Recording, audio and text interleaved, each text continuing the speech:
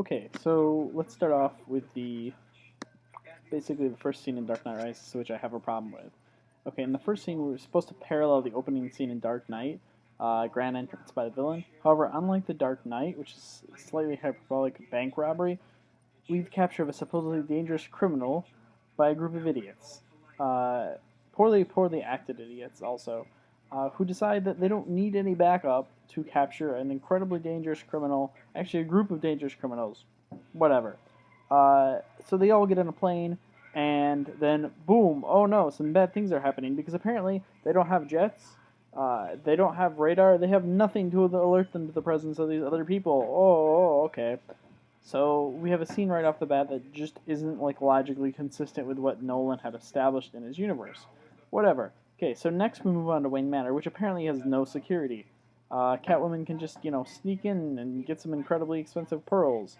Uh, because why? Like that makes no sense. You have a guy who needs to keep all these secrets and wants to be left alone, but he doesn't need security. Uh, then we have the stock exchange scene, which is where the movie lost me. Uh, you cannot steal money like that. It makes no sense. There were other logical ways to go about it,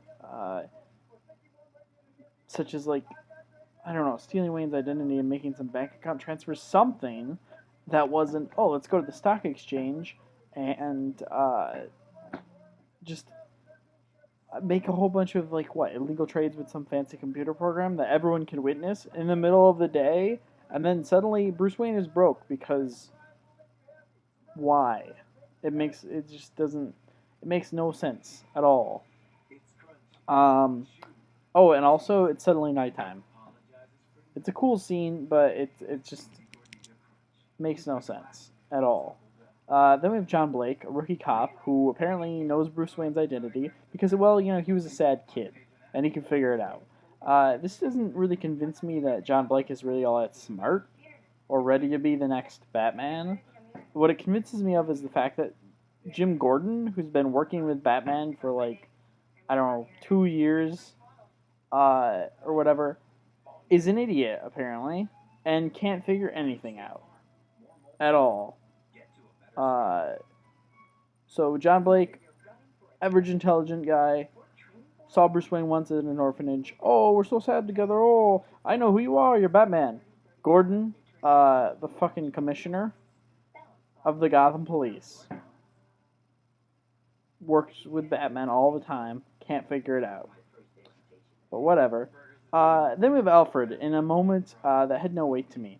He's like, "Oh, Rachel wanted to marry Harvey. Oh, Master Wayne. Rachel wanted to marry Harvey." Okay, and then he's like, "Whatever, Alfred. Goodbye." And then Alfred's like, "Goodbye, Master Wayne. Goodbye." And then he goes and he fucks Miranda Tate. Like, huge emotional, like, issue, and he's like, maybe I'll just, use all my tears to lubricate her vagina as I fuck her. So, whatever, that's okay. So the logic's already in shambles, basically. And then Bane breaks Batman's back, which I understand is iconic from it's from the comic book, right? Nightfall, I believe. So it's iconic, but makes no sense. Man's back is broken. He's gonna need years of physical therapy. What would have made more sense is to keep the scene, but have him break his pelvis, or crack his hip, or something, some other thing that would prevent him from, walking around, but actually could be curable. And then he wakes in a prison with Bane. Oh, yes, you're gonna watch Gotham go under. Okay. And then this guy is like, "Oh no, don't worry, Mr. Wayne. You're a billionaire. You could have afforded the best therapy in the world, but you know what? You couldn't afford a punch to the back. I'm going to punch in your vertebrae, and I'm going to make you feel all better. So punch, punch. Oh, that hurt so bad. Oh, just stand here for a while with this rope on, and eventually everything will be fine." No, that's stupid. So then he's like, "Okay, I'm starting to feel a little better. Oh, Gotham," which This prison has cable or something. Uh, Gotham's in shambles. I better get doing some crunches and sit-ups and get my old body back. So he does that for a while. And then he decides to try and climb out of the prison. Doesn't do so well the first few times, and despite the fact that if he fell like this, he would break his entire body, whatever. You know, the illogical thing to me with this is, if you're going to climb up a vertical, like a vertical shaft, right? If you're going to climb up that, like, wouldn't it make more sense if you had a rope to, like, go like this? Kind of like with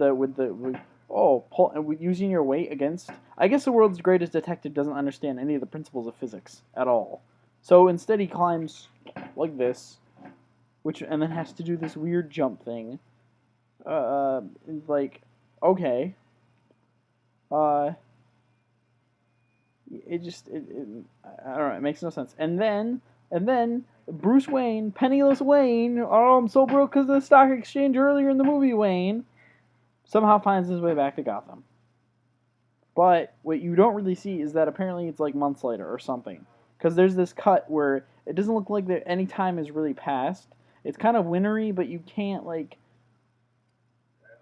I don't know, to me, there's no sense of, like, there's no sense of time.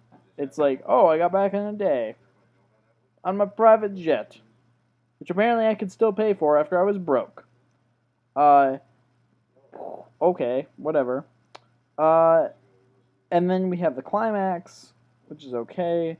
And instead of having Batman defeat his enemy, what happens? Oh, he gets stabbed. Oh, that's bad. But don't worry, Bane is gonna get shot. Bang bang. Yep, the villain who's such a badass in the entire rest of the film, he just gets shot, which, should have happened in the first movie. Batman should have just pulled out a gun and shot Ra's al Ghul on the train. Ra's would have died. Instead of having to deal with the Joker, someone should have just taken out a shotgun, boom, knocked him out. But no, that didn't happen. But in the third movie, in order to have a resolution, Bane just gets shot with the bat bike. Whatever. And then we have the bomb that Batman has to take care of. Okay, so Batman flies off, and it explodes. Now, ignoring the fact that there'd be a ton of radiation, I don't really have that much of an issue with that. But ignoring that fact, what we have then is a character, which, okay, it's fine. But no, we can't kill him. Oh no, Alfred has to come back and be like, oh, Master Wayne, I went to that one place in Florence or wherever the hell it was. Oh, and I drink a drink every year and have a vacation. And guess what? You were just there with Selina Kyle. You didn't die. No. You somehow escaped. You either weren't there and you jumped off a building and then ran out of Gotham so no one could see you, and somehow fixed the Batlight and also gave directions to John Blake, but whatever. So, yeah, there's no explanation for how you did that with the cutting. That was just terrible cutting. And then, after all this, you have Batman get a happy ending, which he honestly shouldn't have gotten. He should have suffered and probably just died and accepted that was his cross to bear. But nope. So we got a very crappy end to a trilogy, which made me really sad. The weakest film out of the three. It breaks what I call the superhero curse by virtue of the fact that it wasn't awful. It just was very average and disappointing.